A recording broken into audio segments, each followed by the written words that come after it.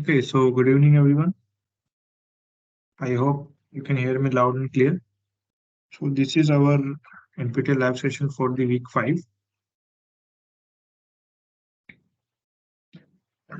So here we will discuss some previous questions as well as some assignment questions covering the syllabus of week 5 course of non-conventional energy resources.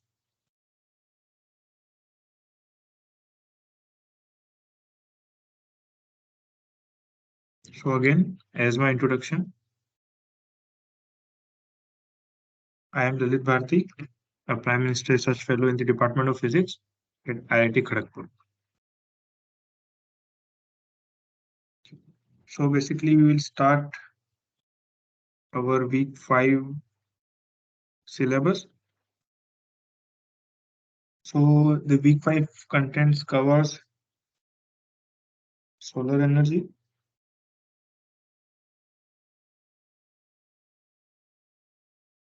the semiconductor,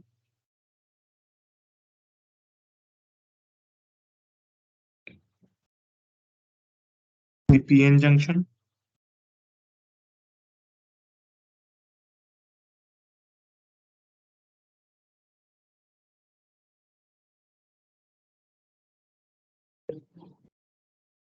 and the solar cell.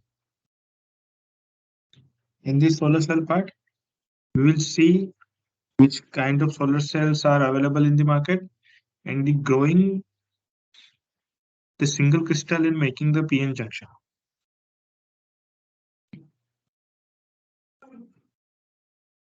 Growing the single crystal of silicon, the methods how to grow the single crystal silicon, and making of PN junction.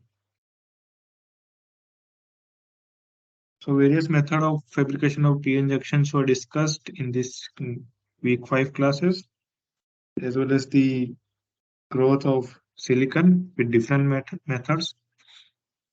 So we will be discussing the assignment questions based on these topics.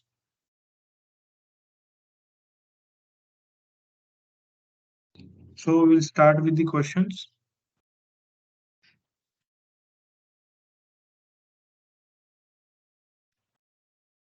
The first question is the highest occupied energy level in a metal at 0 Kelvin is the Fermi level.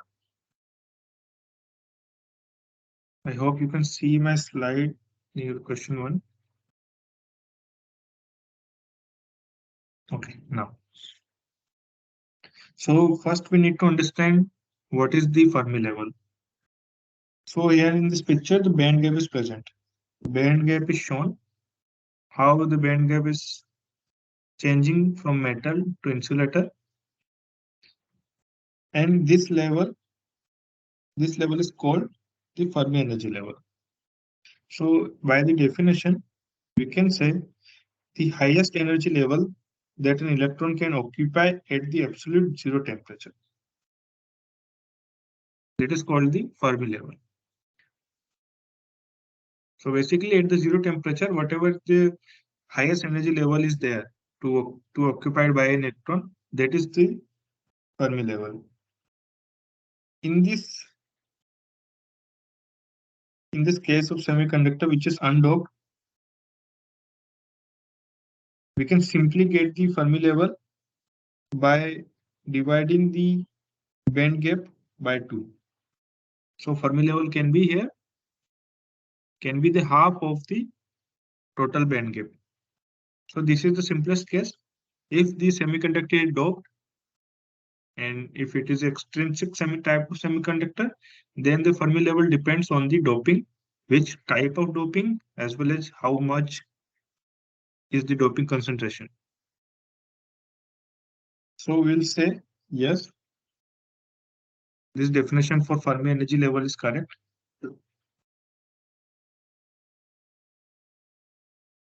For the question 2, the Fermi level represents the chemical potential of the electron.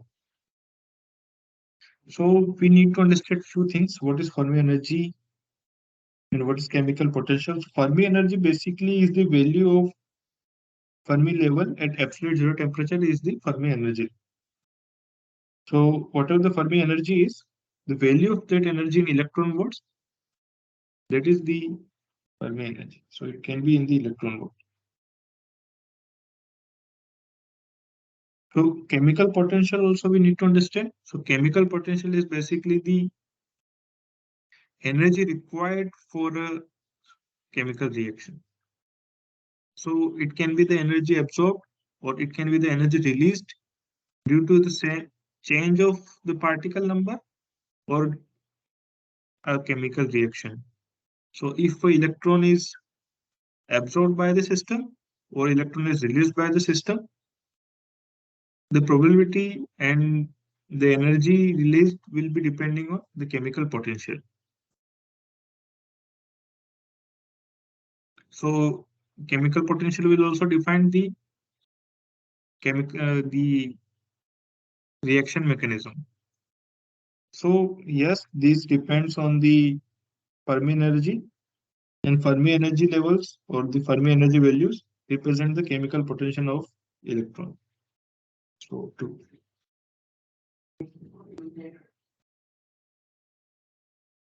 Then the question is the space charge region is always of equal width on either side of the p-n junction. So first we need to see that how the p-n junction is forming. So here it is a p-n junction. So basically that is a depletion region. So we have p side and we have n side. So these are basically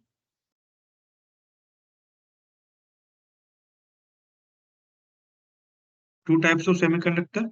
One is p type and one is n type. So n type semiconductor or the n doped semiconductor have the excess electrons.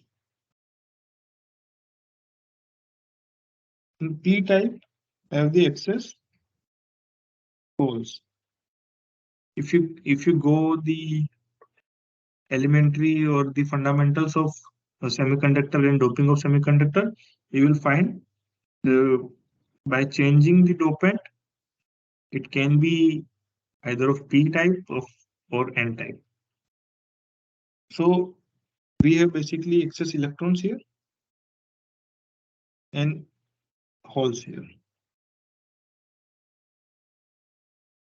So as we know, every quantity can flow from higher concentration to lower concentration.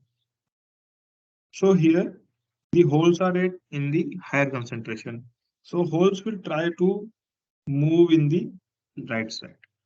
And here electrons are in the higher concentration. So electrons will try to move to the left side. So that is basically the basic diffusion.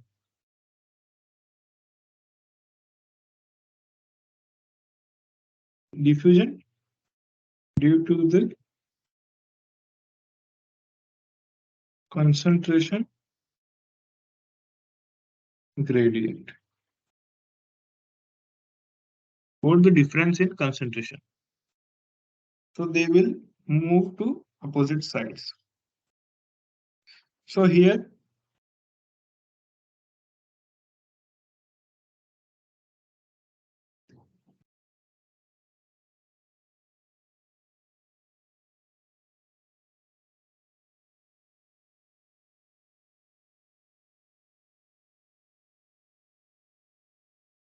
okay. So basically in this region the electrons and hole will be recombining. So one electron and one hole, they will recombine and they will get depleted.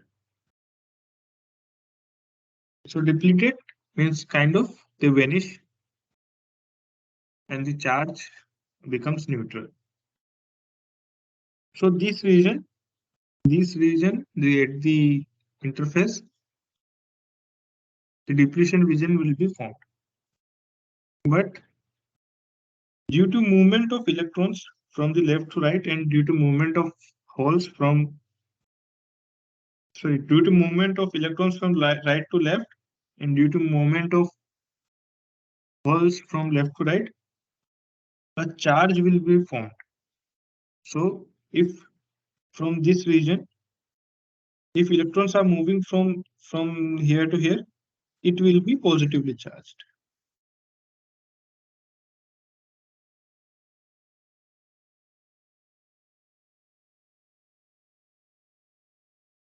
So this region will be positively charged. And here, similarly, if holes are moving, this region will be negatively charged.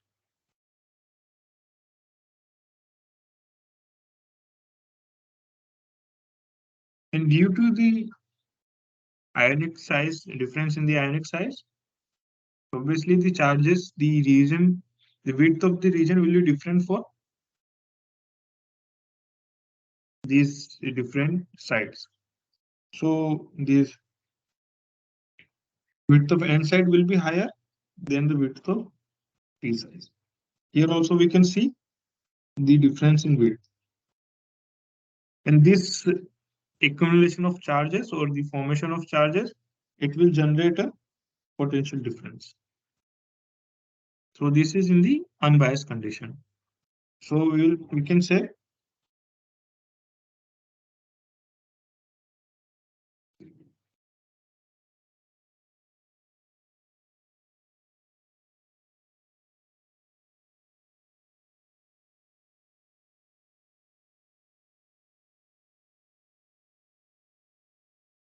yes. So we can say that this is false,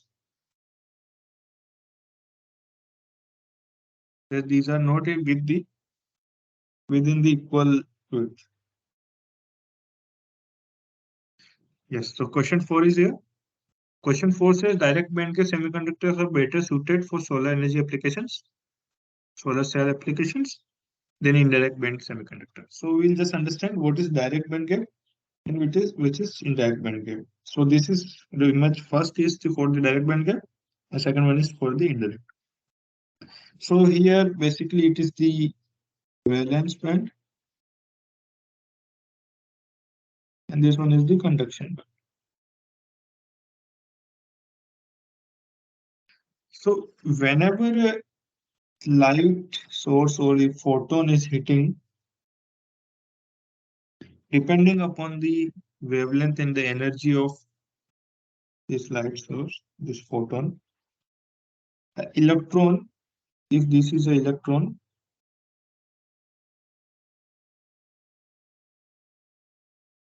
the electron will move from valence band to conduction band. And if the energy of incident photon is matching the band gap or it is higher than band gap, slightly higher than band gap, then electron will move from conduction valence to conduction. Similarly, in the direct band gap and same in the indirect band gap. But if you see in the indirect band gap, this vertical energy gap, the electron cannot transfer directly or vertically here to here. So first we need to go here, then only the electron can transfer. So this movement that is supported by the phone. But as you can see, the mechanism is not that simple here compared to direct band gap. So this mechanism is slower, whereas this direct band gap is quite faster. So for the solar cell applications, we need it to be faster for better conductivities, for better transport. So if it is better, conductivity is higher. as well as the transport is faster. Electron transport is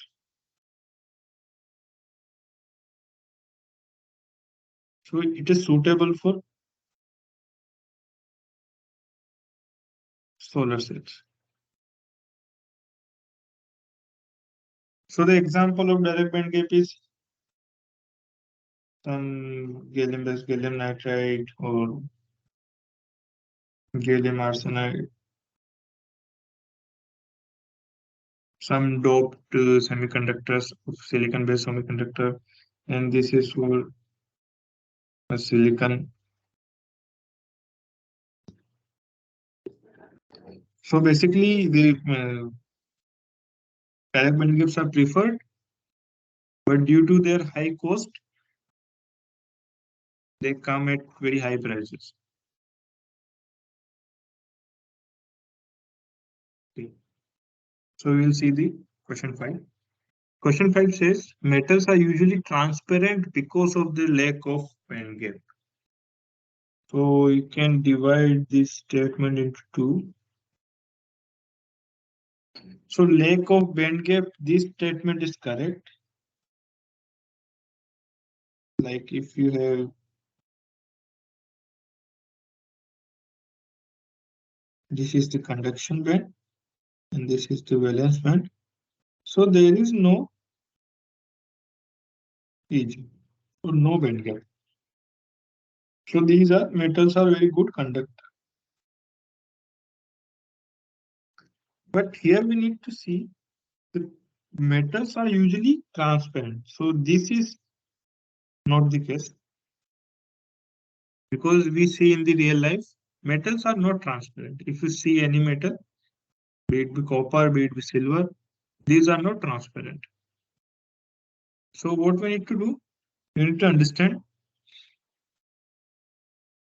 that this statement is not correct.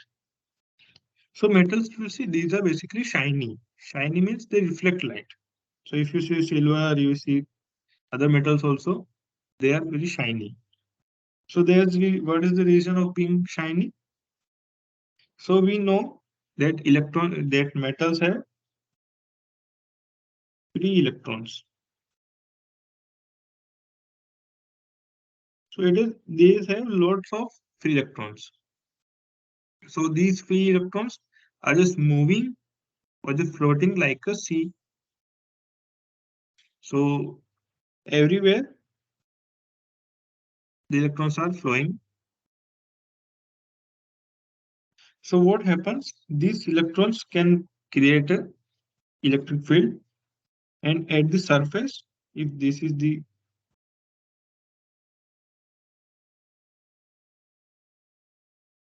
so at the surface, the electrons are present. So whenever a light is hitting, the solar spectrum or the solar photons or any kind of light is hitting, they will just go to a higher energy level and they will return to low energy level. So while going to high energy level, they will absorb some energy or light, and during the coming from higher to lower level energy level, they will release light as well. So this releasing light we see as a reflection.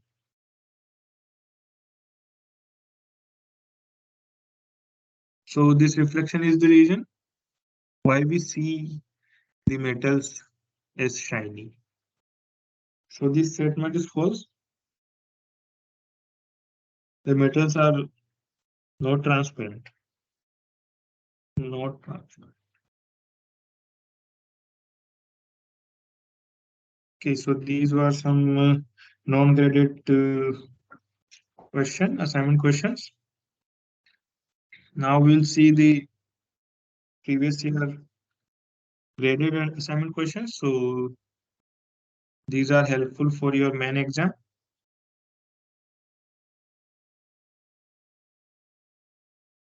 As well as to understand the concepts of this course.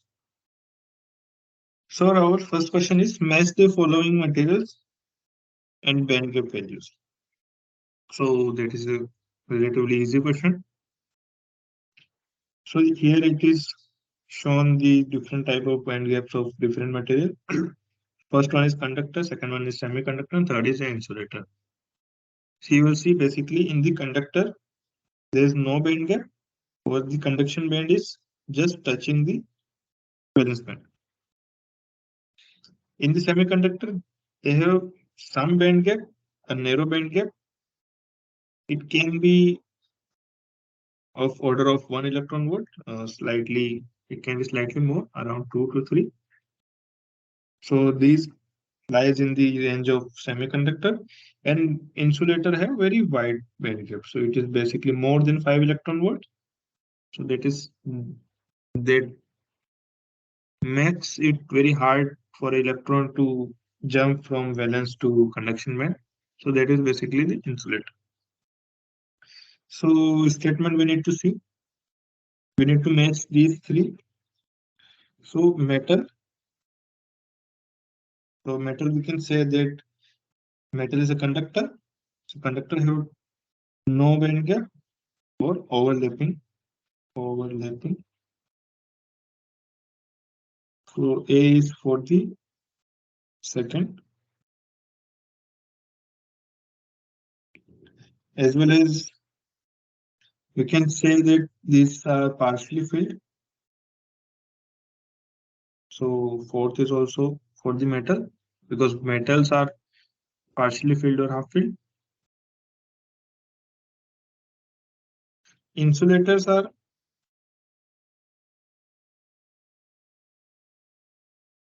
you can say you see it is around +5 or it is more than 2. So for the B insulator, it is third. And semiconductors are usually below 2, around 2.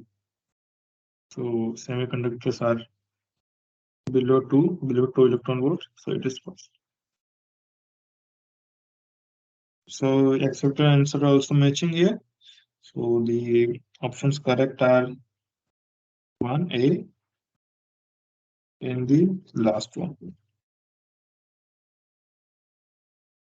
So these are multiple selection question answer. So more than one answer can be correct.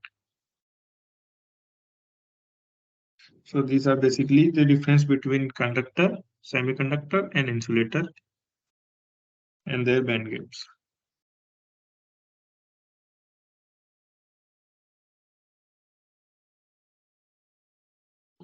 Okay, so the second question is, statement is material A has a band gap of 1.9 electron. So this is some material A. Its band gap is Eg is around 1.9 electron volt. So we need to see that the material, we need to check these three statements. First is this material is transparent to part of visible spectrum. So for a visible spectrum, we need to understand the thing. So for being transparent or being non-transparent, if this is the band gap, this is the valence conduction band, and this is the valence band. So the distance or the difference with this band gap, Eg, it should be in the range of,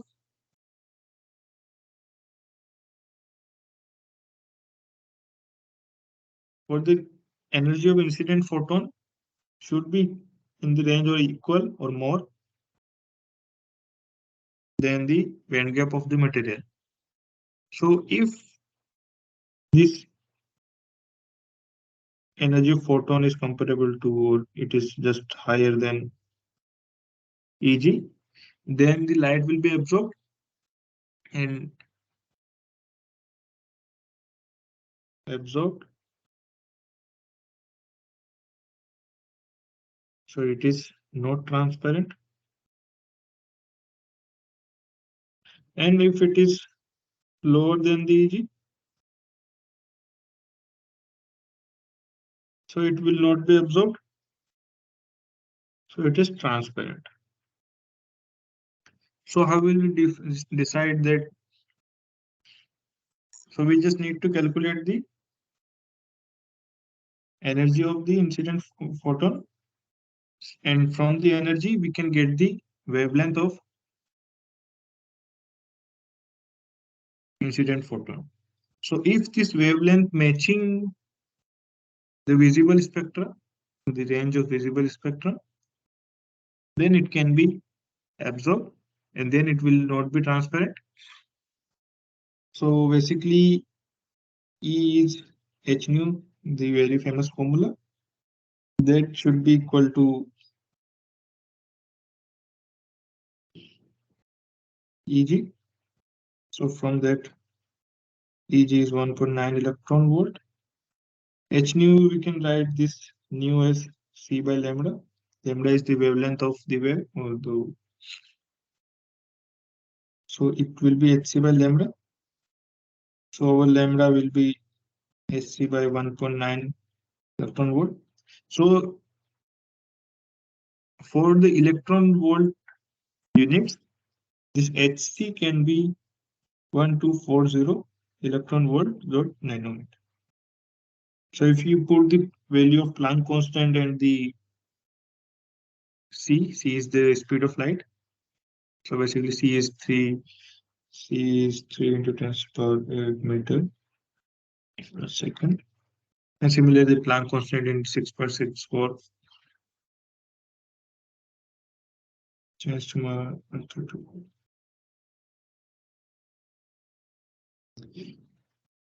So it will be 1240 electron volt per nanometer. Electron volt dot nanometer, so it will be 1.40 electron volt dot nanometer divided by 1.9.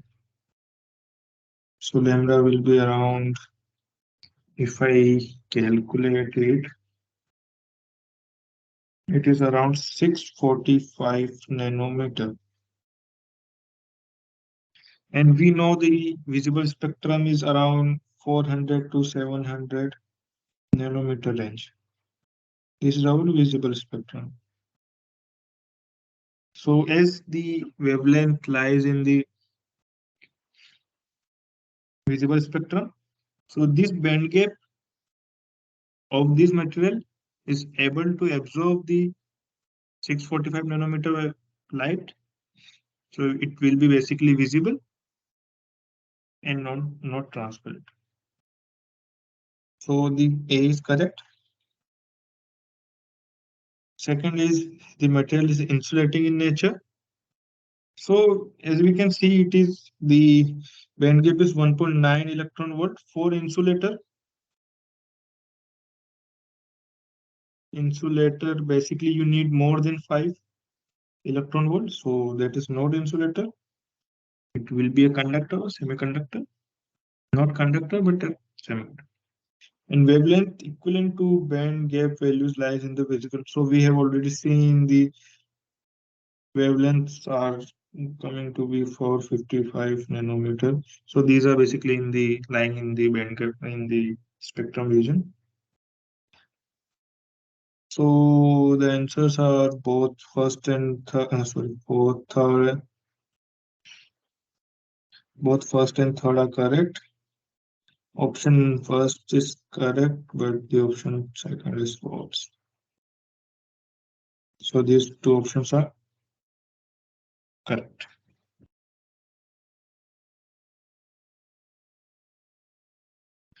Now we will see the third question. The question says select the true false for this statement. Okay. So we'll start with the first A statement. Fermi level lies closer to the conduction band and valence band in N-type and P-type extrinsic semiconductor respectively. So they want to say that if it is N-type, the closer to conduction band, and if P-type, closer to valence band. So we can understand this phenomena by this picture. So here it is, A is the intrinsic semiconductor, B is the N-type semiconductor, and C is the P-type semiconductor. So in N-type semiconductor, basically we have excess electrons. So the energy band gap or the Fermi energy levels from the center, it move to higher near the conduction band. And opposite to N-type, as we have more holes in the P-type, the energy band gap, sorry, the Fermi energy level will not be Eg by 2, so it will move or it will shift downwards near to valence band. So the statement A is true. A is true. And statement B is the band gap of material can be changed. So here also we are seeing the band gap of material can be changed by doping. So it can be changed easily by doping.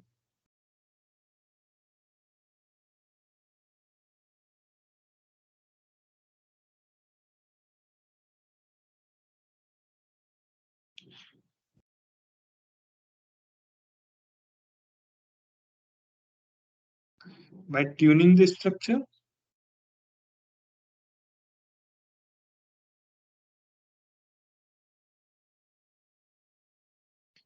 The band gap of a material can be changed. So conductivities will change. So it is also true.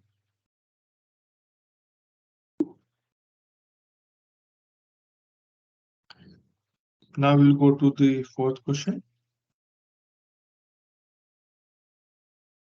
So we have already discussed this type of question, like what is direct band gap and which is indirect band gap, and which one is preferred for solar cell.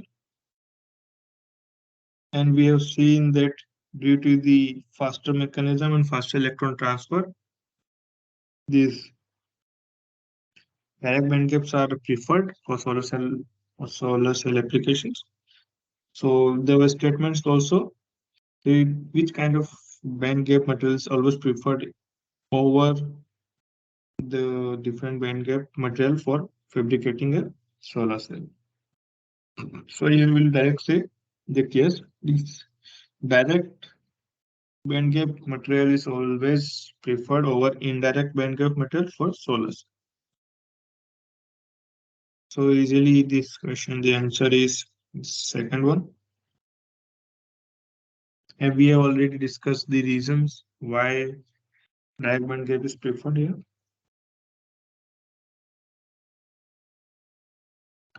We'll see the question 5.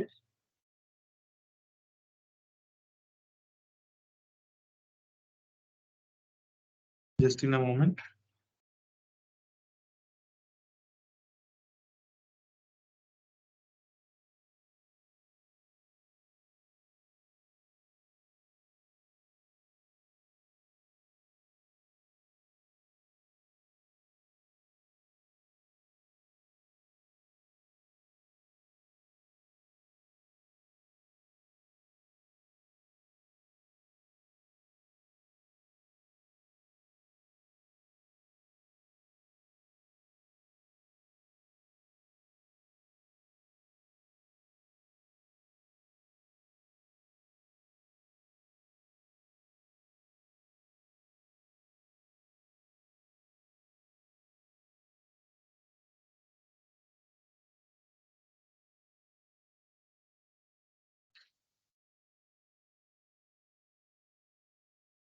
Okay. So question 5 is the conductivity of a semiconductor depends on temperature, its blank, and hence the conductivity can be changed by subsequently doping of the material. So for a intrinsic case,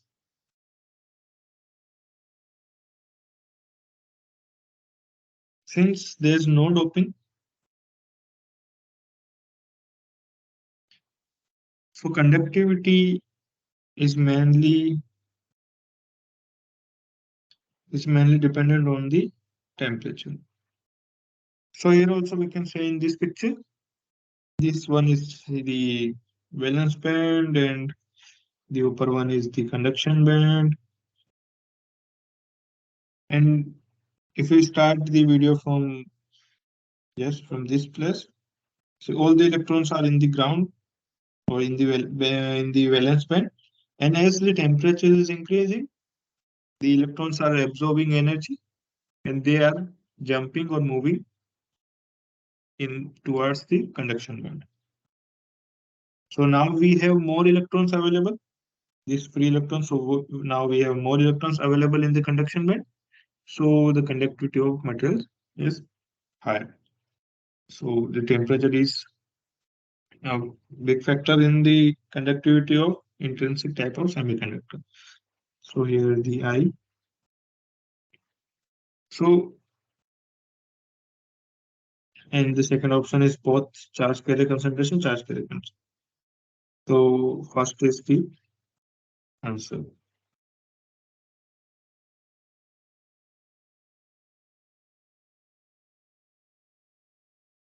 So electrons are the charge carriers here.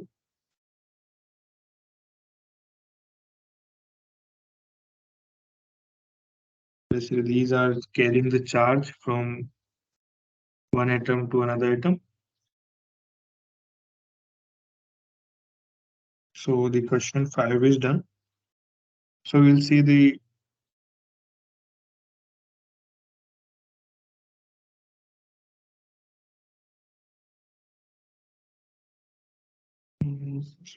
for this.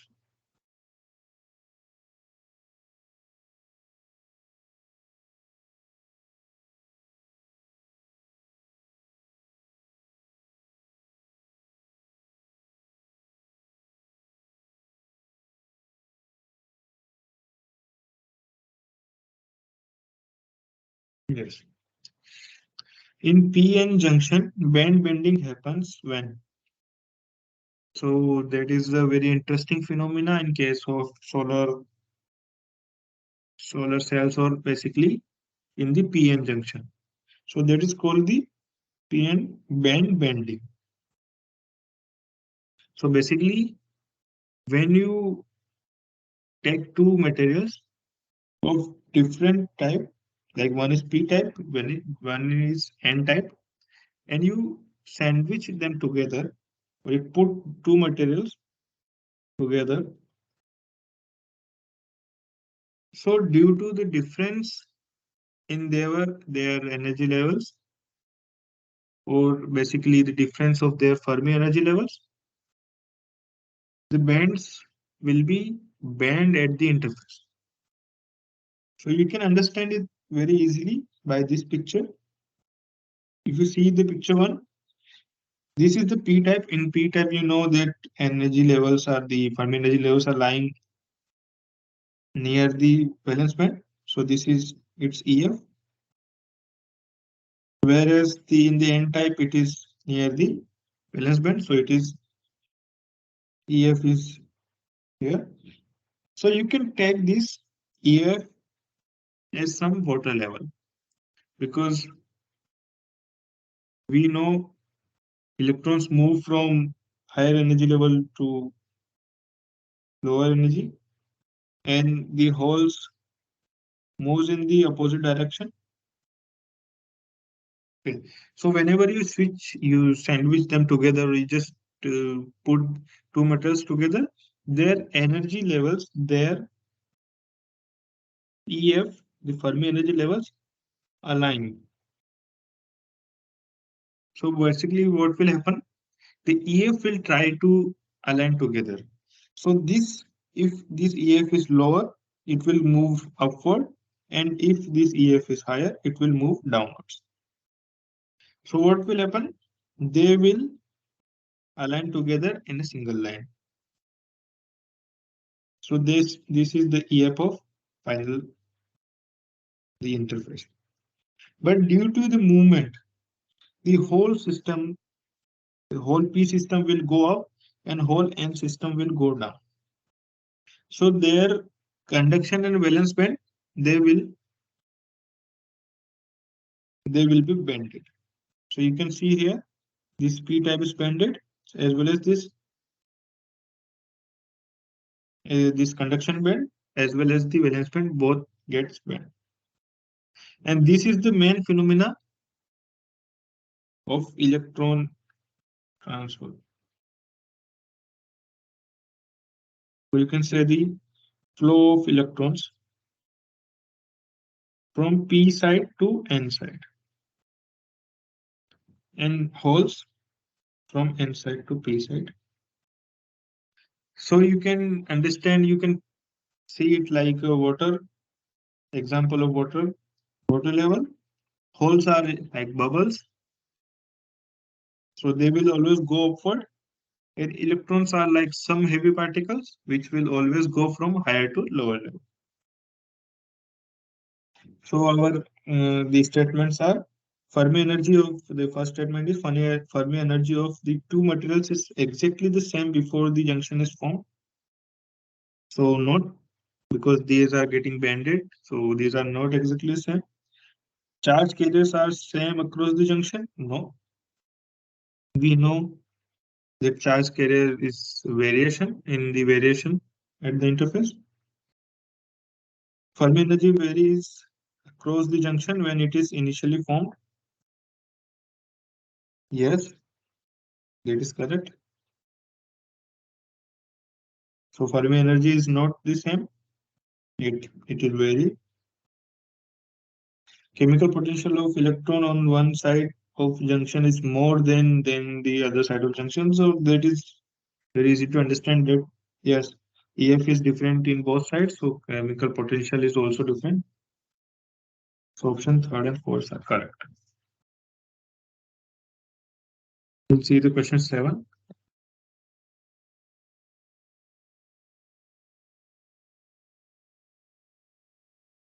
So conduct this question 7 is basically based on your lecture classes. So at the interface or at the PN junction, at this junction, what is the form of charge density, electric field, and the potential. So basically, from this image, you can see that at this is the depletion region or the junction. So this part is positively charged and this part is negatively charged. So that is easy to understand that if this is charge, graph of charge, this is the position X, and this is the charge Q. So charge, it's positive here, it is negative here. So, and it is constant from this region to this region. So this is constant also. So we'll see this kind of waveform, positive, negative. Then we see the electric field. So electric field is basically the rho by epsilon. So it is the derivation or derivative of electric field or derivative with respect to x. So we know as we do derivative of some over this constant, we will find it to be in the form of slope or triangular form. So electric field is here, the electric field is highest at the center and it is always negative. So we'll see that at the center it is highest, it is negative also. So we'll see this kind of waveform. And potential is again the double derivative with respect to x. So we'll see it will take this kind of form, or you can see in the second picture this kind of. So here it is shown in the figure 1, it is shown in the symmetric manner where both sides are almost equal, and here it is shown in the more precise manner. So from the options of the answers, we can say that directly 1, 2, 3 is ABC. ABC.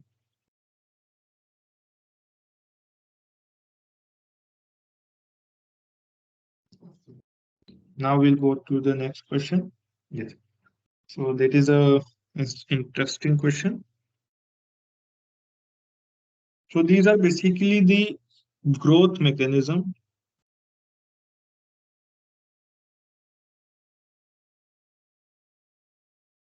of silicon, single crystal.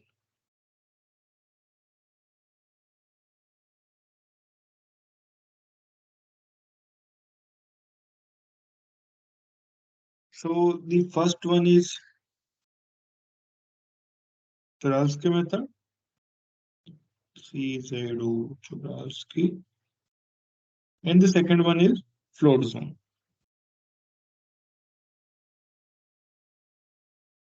So we just need to understand these two systems. So if you understand, you can understand this both two methods, you will able to answer this two question. So in the Chudalsky method, what happened? There is a seed of silicon. So first, the motive of these two methods are to produce single crystal silicon. Okay. So we have silicon melt. This is also silicon, but we want to make it solid and it should be a single in the single crystal.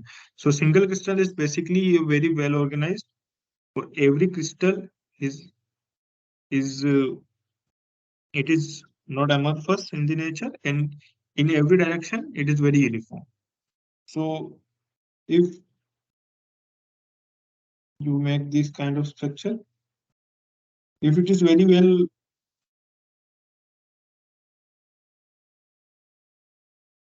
so the second picture can be amorphous and first picture can be the single crystal. So every crystal is in every direction. If you go move, every crystal is very well placed, or you can say the overall structure is very uniform.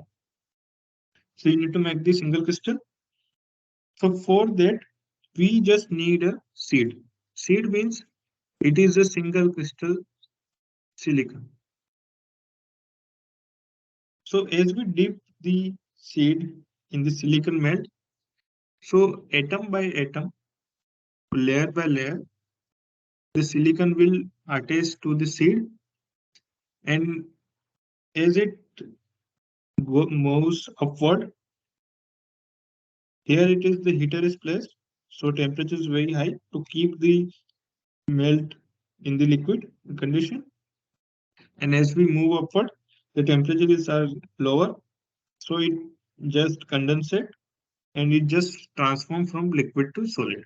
So here it will be single crystal solid structure. So this is continuously rotating and moving upward also. So the crystal is grown like this in the cylindrical shape. So it is good for large scale single crystal silicon growth, but it has some limitation.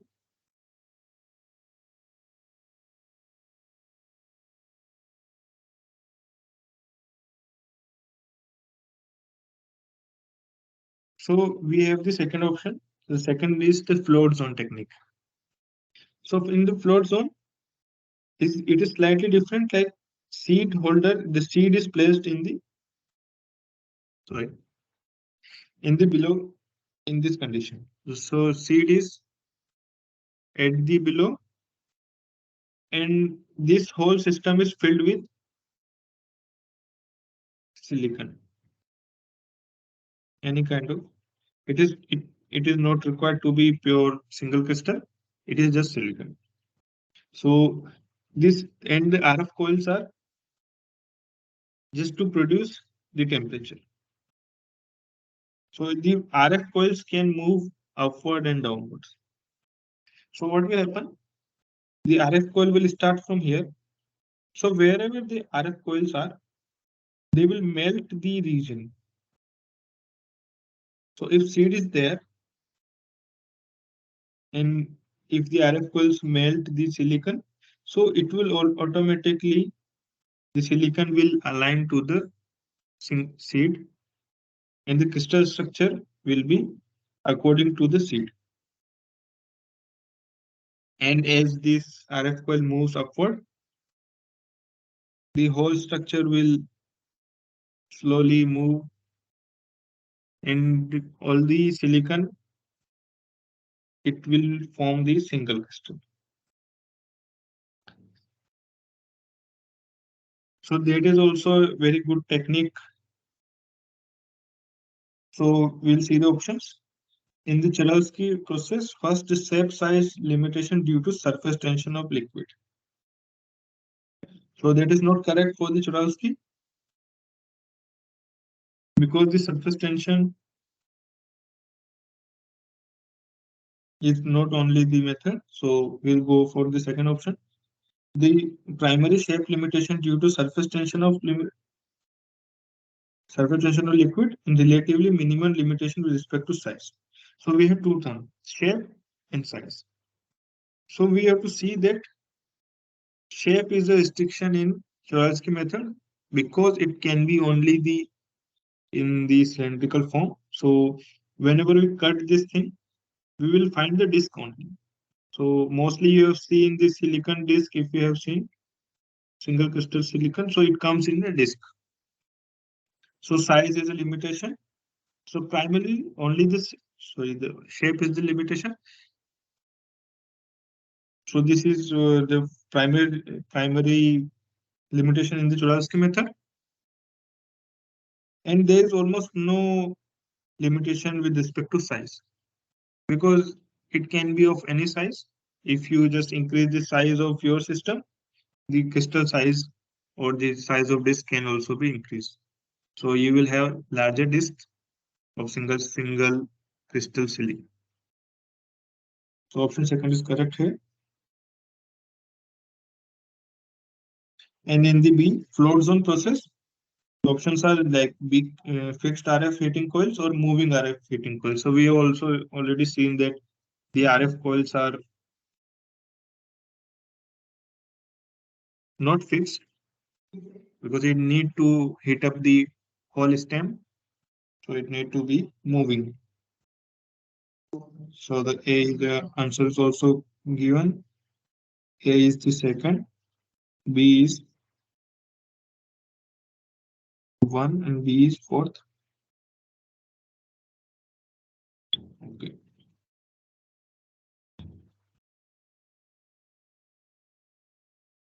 Also, the shape and size is limitation due to the surface tension of the liquid.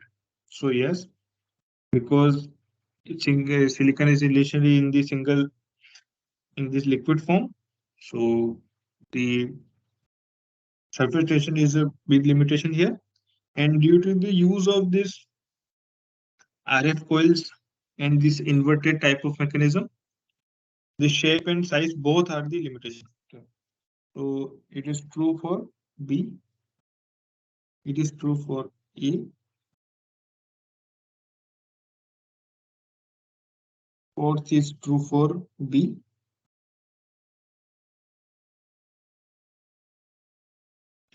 and third one can be true for A because it has a fixed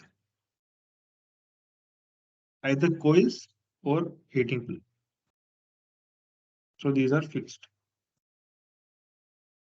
So basically the motive of this question is to understand the both method of single crystal silicon growth, and what is the difference between both methods, Cholesky method and the float zone method.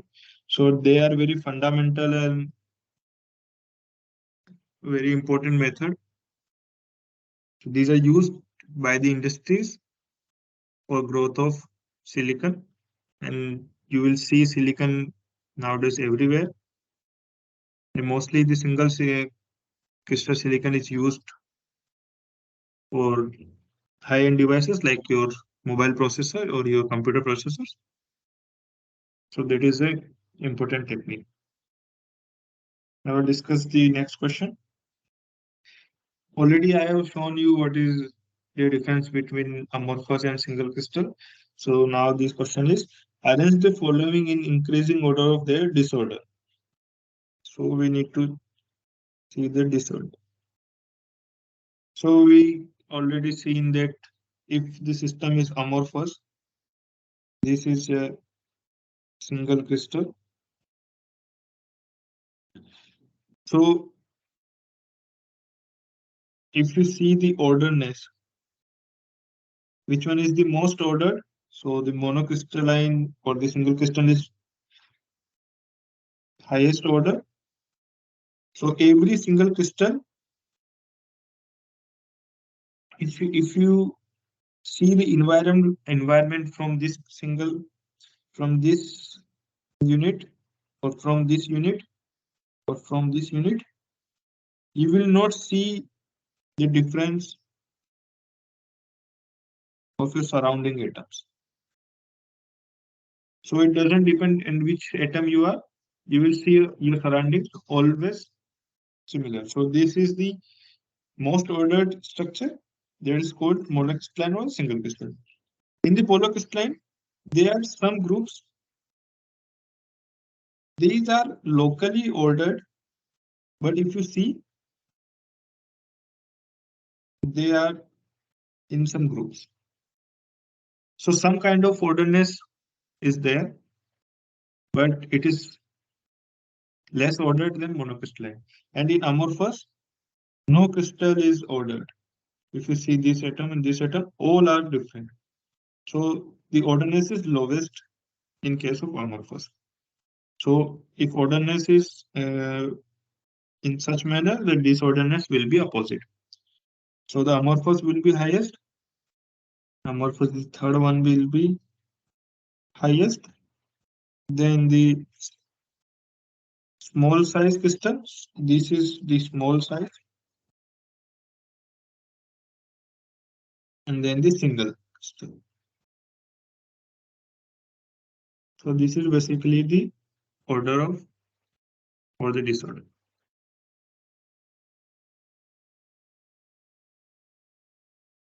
So next question is, name the process which is used to manufacture a PN junction by enabling gasoline element on condense on surface of substrate under high vacuum. So we have already discussed the Choudhury process and the float zone process. These are basically for the silicon growth. So these are definitely not the for the PN junction. Diffusion is also not the process to manufacture PN junctions. So PN junctions are basically made by epitaxy or epitaxial method, epitaxial process. So what does epitaxy means? Epitaxy means layer of one material over another material. So we just need to have one substrate. Substrate means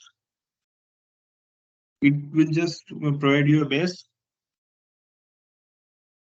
Then by some method, you will deposit a material.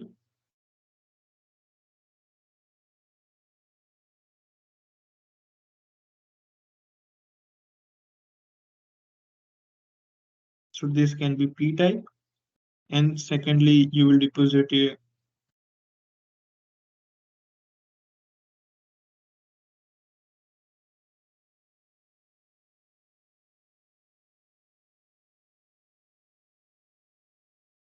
the N-type. So here your PN junction is formed. So basically you condense on the surface of substrate under high vacuum. So you need here high vacuum.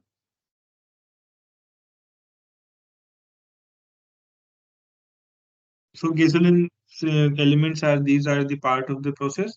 You just heat up the material, whatever material uh,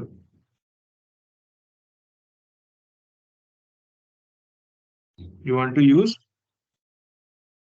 So if it is your element, you are heating up this element.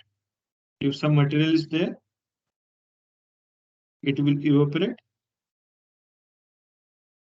and it will just sit on the substrate.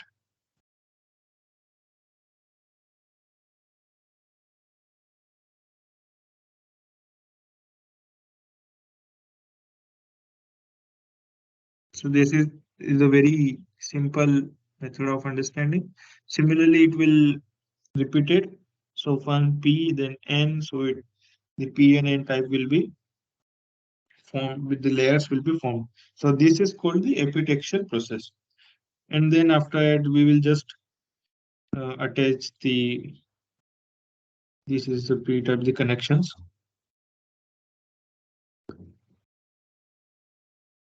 Whatever the positive, negative, or negative, the depends on the biasing. So that is the epitaxial process.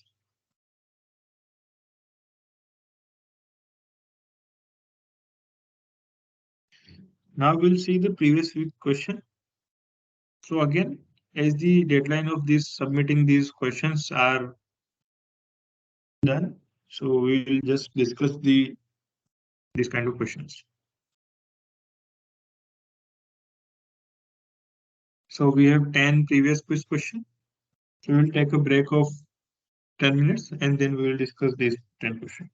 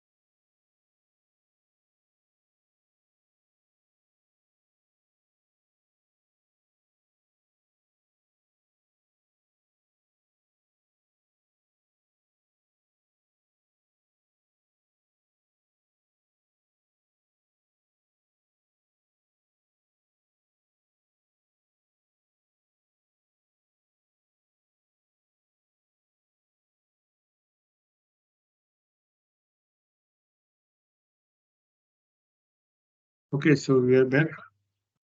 So we will discuss the previous week's questions. So the first question is, solar energy spectrum is consists of electromagnetic radiation and is based on blank nature of the electromagnetic radiation. So yes, here up to here it is correct that solar energy spectrum is consists of electromagnetic radiation. So here we can also see these all are this EM radiation,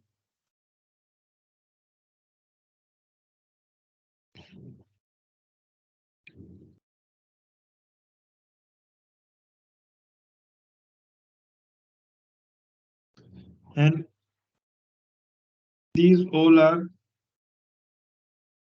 supporting the wave nature because it has some wavelength, some frequency. So these are based on the wavelength or sorry, the wave nature of electromagnetic radiation. One more nature is this particle nature. In that particle nature, the light or the solar energy, it is considered as the form of wave energy packets. So these energy packets, these are called photons, and these are considered as particles or the quanta of energy. So that is the particle nature of light. But this energy spectrum, solar energy spectrum is based on the wave nature of electromagnetic radiation. So we'll see it is the wave nature. Not the atomic, not the nuclear, not the sonic. Second question is, all surfaces at a temperature above the surrounding gives out what? So yes, if whatever is it is the some material, some object.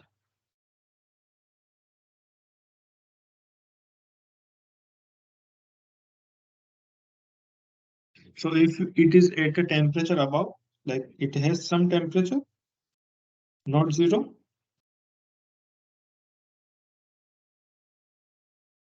So whenever a energy is incident on it, it will absorb,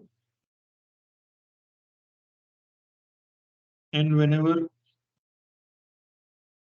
the temperatures are lower, then it will emit. So these are previously absorbed, plus due to the temperature difference, these are the thermal. So these are the thermal energies as well as the previously absorbed, not the reflected one, because if it is reflected, it is not absorbed and not the mechanical vibration source. Because mechanical vibrations are not stored in any material or any body. Only the temperature, thermal energy can be stored. So this was the second question. Now we'll see the third question. Two copper tubes of different diameters,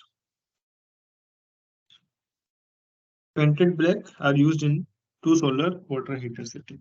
So this is the flat plate solar water heater setup, and these are the copper tubes. So the question asks, with different diameters, like if this is your copper tube A and this is your copper tube B. Let's say it is A, let's say it is B, and the radius or the diameter is higher of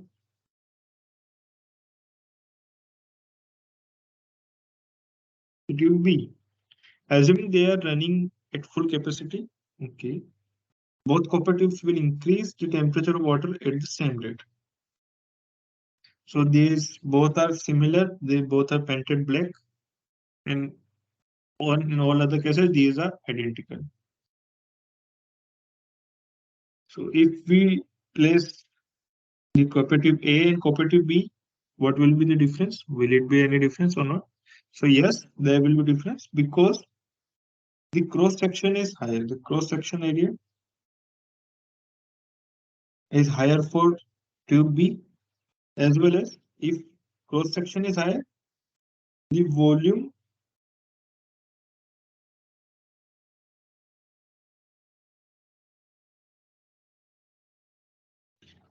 which has been transported of water or any other liquid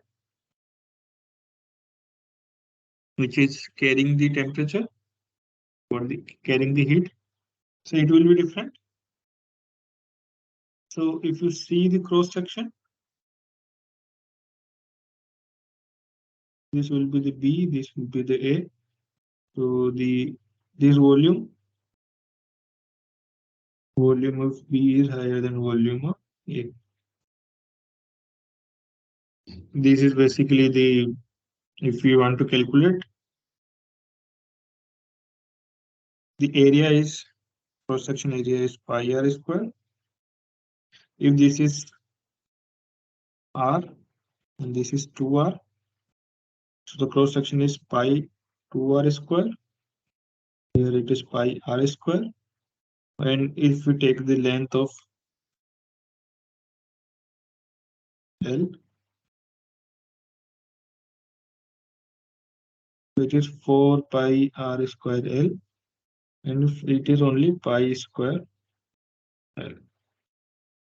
So this is the amount of any water or the any liquid carrying the heat. So obviously it is higher in case B. So it will not be same. So false. The volume of the liquid increased is more than surface area of the tube, and hence the water will not be heated at the center. So this statement is false. The rate of heating is different in both cases. So that's why we need a diameter of the optimum diameter of copper tubes. It should not be very higher. It should not be very lower. If it is very lower, it will not able to transport enough liquid. And if it is very higher, it will not heat up uniformly and the liquid will move without getting heated. So we need an optimum diameter which can heat all the volume of water or of a liquid present here. Not in case of B, where only the partial or the outer volume of liquid is getting heated. So that should be the case optimum.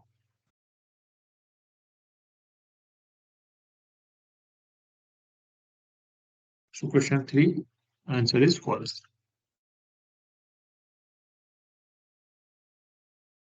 Now we will see the question 4. That is being a very specific question. Which part of the electromagnetic radiation is used to understand about the star's composition? So these are basically the far IR, the amplitude modulated radio waves, the microwaves, or the X-rays. So the answer is basically the X-rays. It depends on the detectability of the incoming rays, but we will just have a normal overlook. So if you see star's composition of, we have taken an example of black hole engine or the of a black hole instead of star. These are can be similar to detect. So these are the prompt emissions. These are basically the various kind of emissions are there. So they at the start these are gamma rays or low energy rays. Then they goes in various steps. The faster shell, slower shell, colliding shells. So here the particles collides between each other. So two particles can collide and they will emit again gamma rays. Here they will again react and they will emit various kind of electromagnetic waves. So it can be visible, it can be radio, it can be X-rays, it can be high energy gammas. So basically these are colliding with some media, some material. So for the detection of stars composition, mostly the X-rays are studied. So basically studying the X-rays, their intensities, their different. So they will just give you the information of what is the composition of that star. So we'll take the fifth question. X-rays moves faster than radio waves. True or false? So we'll see.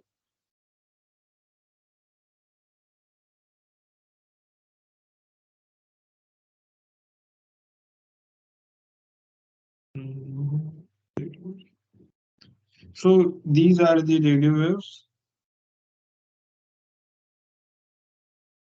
and here's the X-rays.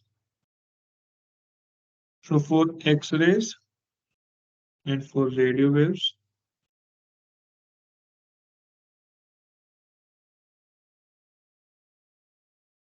here it is the wavelength. Wavelength. So wavelength is higher for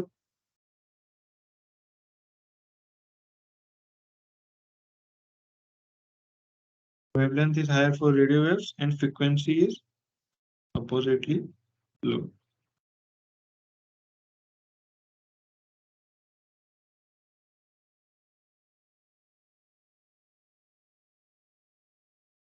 So you need to understand what is a wavelength and what is frequency. So this is the wavelength, the whole length of a single cycle from here to here. And frequency is basically in how much oscillations they are having in a. If it is in hertz, means in 1 second, how many oscillations are there? So that will give the frequency. So if it is for radio, then the X-rays are very smaller, like these are at the range of order of 10, and these are at the order of 10 to the power minus 10. So these are basically quite, it is just for representation, but it will be very much smaller.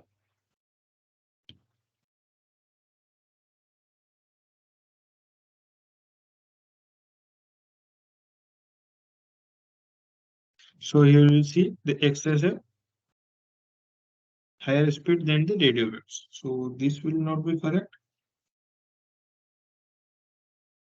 Higher speeds means move faster.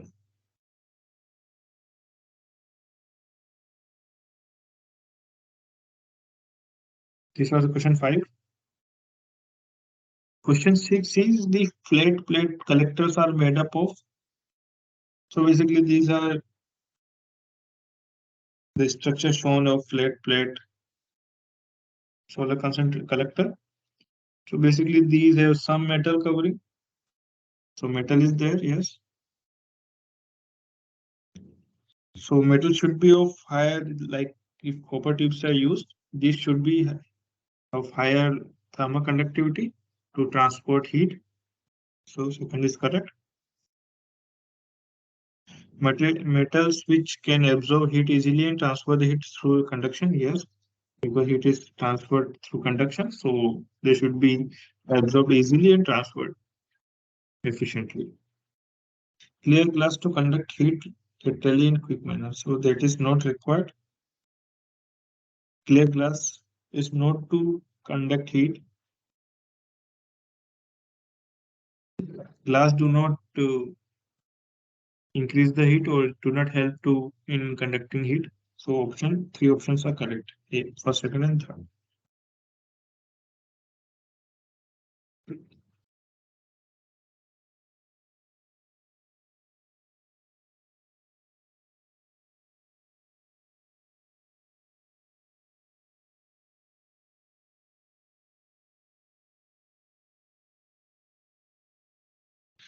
The seventh question is, a copper tube based plate collector is best when used for which purpose due to its capabilities and limitation? So we see from the previous picture also, we know these are the flat plate solar collector. Copper tubes are there.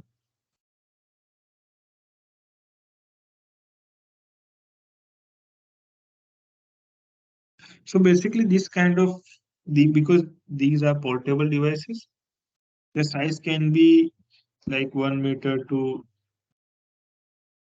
2 meter. These are in the range of meter. So basically these are portable and these are used for residential water heating. So water heating, not the air heating, in residential. For industrial drying, they need large scale solar collectors. So the normal flat plate collectors will not be viable for industry uses. So this is for residential users as well as for water heating. This was the seventh question. Now we'll add to the eighth question. Parabolic throat concentrator does not require. So here we will see this is the parabolic. So about the parabolic, copper tube enclosed in the does not require seasonal training, seasonal tracking, day-long tracking to track the sun, hourly tracking.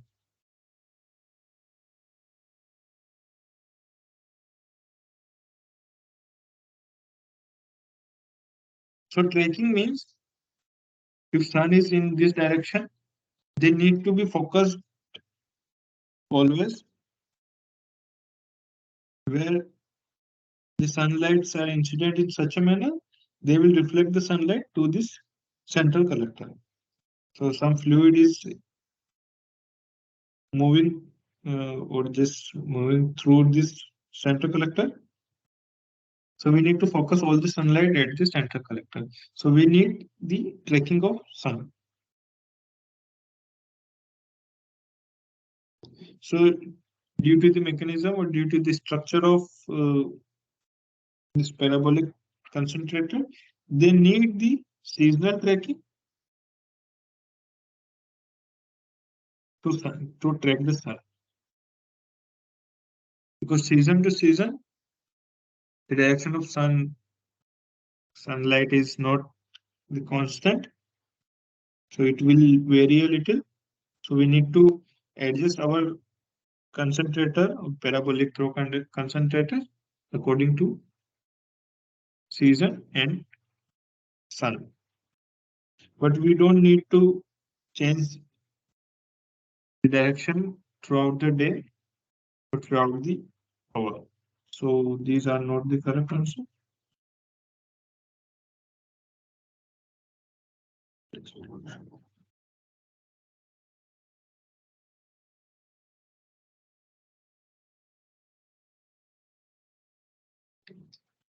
The ninth question is copper tube enclosed in glass case that is not designed for tracking is usually a little longer in the west to east orientation to fully capture solar radiation. So if this is Earth, you see this is east, this is west. So sun will be moving from here to here. So it is a very rough idea. Because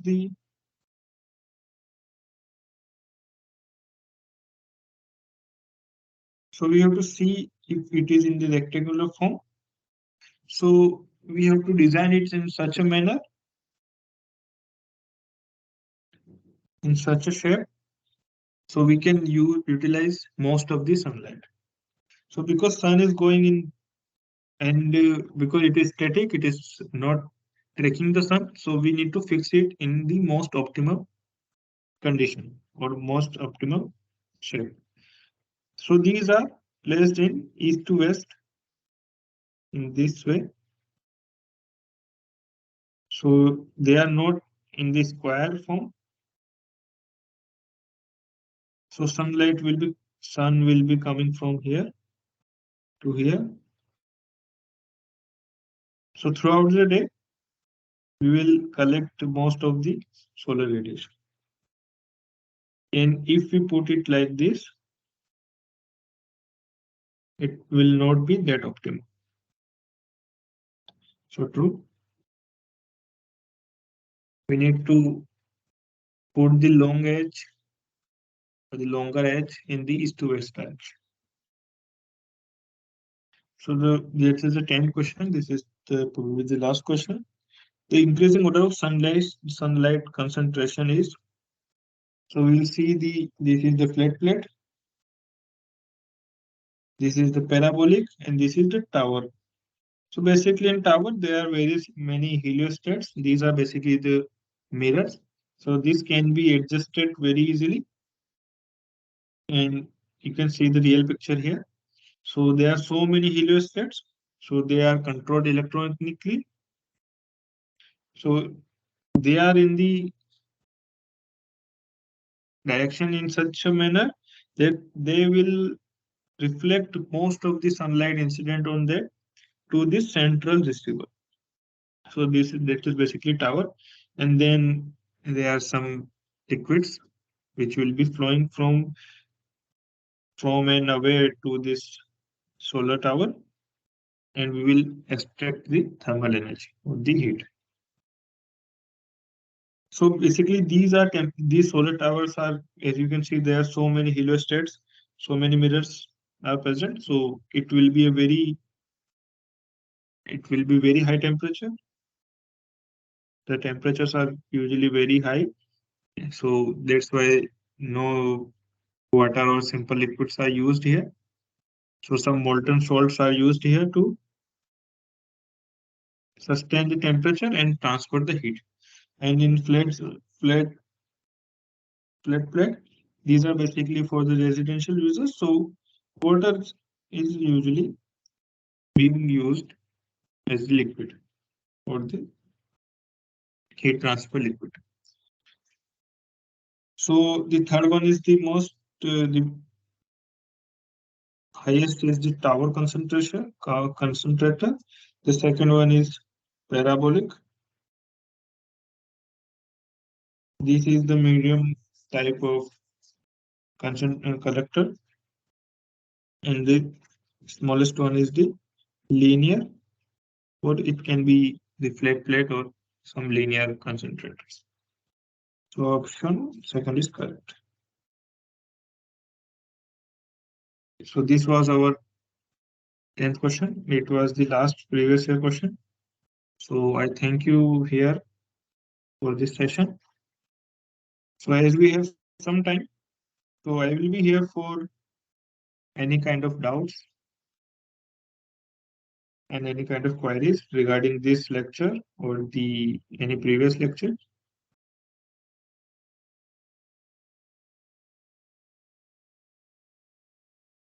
So if you have any kind of questions, I will be here. I'll just looking. You can ask your question here anytime, and then we will end this session for today.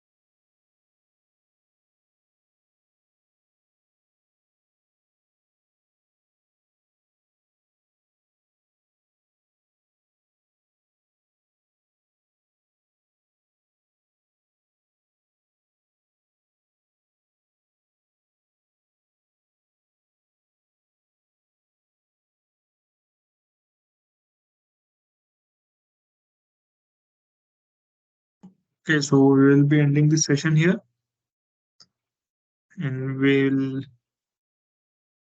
meet for the next session for the week 6 discussion in the next week at the same time. So thank you for today. Good night.